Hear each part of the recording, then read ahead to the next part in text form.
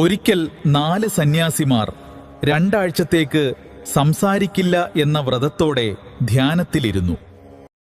എന്നാൽ രാത്രിയായപ്പോൾ പെട്ടെന്ന് കാറ്റടിച്ച് അവിടുത്തെ മെഴുകുതിരി അണഞ്ഞു. കടുത്ത ഇരുട്ട്. ഇത് കണ്ടപാടെ ഒന്നാമത്തെ സന്യാസി അറിയാതെ വിളിച്ചു പറഞ്ഞു, അയ്യോ, മെഴുകുതിരി അണഞ്ഞല്ലോ.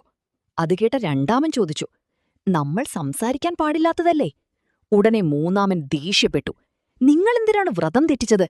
അപ്പോൾ നാലാമൻ ഒരു തരം പുച്ഛത്തോടെ ചിരിച്ചുകൊണ്ടു പറഞ്ഞു, എന്തു മണ്ടന്മാരാ നിങ്ങൾ, ഞാൻ മാത്രമേ സംസാരിക്കാതിരുന്നിട്ടുള്ളൂ.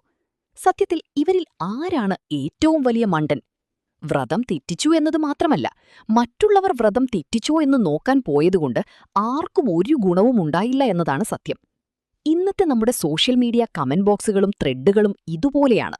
ഒരാളൊരു അബദ്ധം കാണിക്കും, രണ്ടാമൻ അയാളെ തിരുത്താൻ പോകും, മൂന്നാമൻ ഇവരെ രണ്ടുപേരെയും ഉപദേശിക്കാൻ വരും, നാലാമൻ ഇതെല്ലാം സ്ക്രീൻഷോട്ട് എടുത്ത് ഫേസ്ബുക്കിലോ ഇൻസ്റ്റയിലോ വലിയൊരു ഫിലോസഫി എഴുതിയിടും.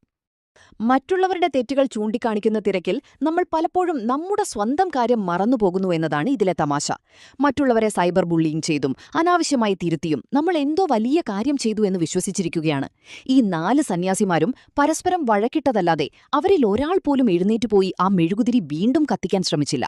അതുകൊണ്ട് ഓൺലൈനിലായാലും ഓഫ്ലൈനിലായാലും ആരെങ്കിലും ഒരു തെറ്റ് ചെയ്യുന്നത് കണ്ടാൽ അവരെ തിരുത്താൻ പോകുന്നതിനു മുൻപ് ഒന്ന് ആലോചിക്കുക, നിങ്ങളും ആ രണ്ടാമത്തെയോ മൂന്നാമത്തെയോ സന്യാസിയാകാൻ പോവുകയാണോ എന്ന്. ചില സമയത്ത് ഏറ്റവും വലിയ ബുദ്ധി ആരും കാണാതെ പോയി ആ മെഴുകുതിരി കത്തിച്ചു വെക്കുന്നതാണ്, അല്ലെങ്കിൽ ആ ഇരുട്ടിൽ മിണ്ടാതിരിക്കുന്നതാണ്.